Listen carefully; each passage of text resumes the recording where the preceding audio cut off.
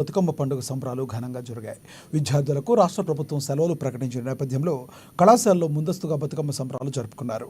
కళాశాల principal doctor Varaprasad ముఖ్య అతిథిగా హాజరై బతుకమ్మకు ప్రత్యేక పూజలు చేపట్టారు. అనంతరం విద్యార్థులతో కలిసి బతుకమ్మ పాటలపైన స్టెప్పులు వేశారు.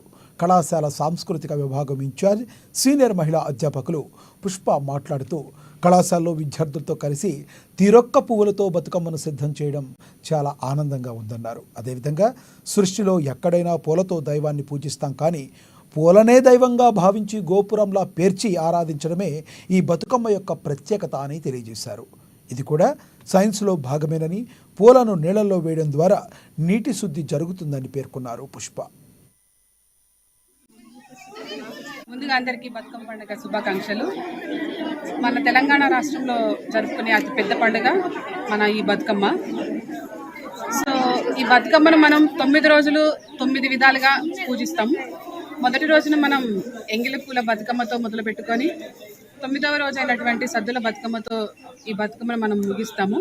ఈ బతుకమ్మలో మనం ప్రకృతిలో దొరికే అన్ని పువ్వులతో ఈ బతుకమ్మను మనం పేరుస్తాం అనమాట. సో ఈ ప్రకృతి దొరికాయి కాబట్టి మనకి చివరి రోజైన 9వ రోజు మనం ఈ బతుకమ్మను వాటర్లో వదిలేస్తాం. సో ఈ వాటర్లో వదిలివేయడం వల్ల కూడా ఏమవుతుందంటే వాటర్ కూడా ప్యూరిఫై అవుతుంది. ఎందుకంటే మనం ఈ ప్రకృతి దొరికే తంగేడు పువ్వు, గునుక పువ్వు వీటితో మనం తయారు చేస్తాం కాబట్టి బతుకమ్మ. సో ఆ వాటర్లో ఉండే క్రిములు ఏమైనా ఉన్నా కానీ మనం వాటర్లో వదలడం వల్ల అవి కూడా ప్యూరిఫై అవుతాం. సో ఈ బతుకమ్మ పండుగ మన తెలంగాణలో అతి పెద్ద పండుగగా జరుపుకుంటాం. Thank you.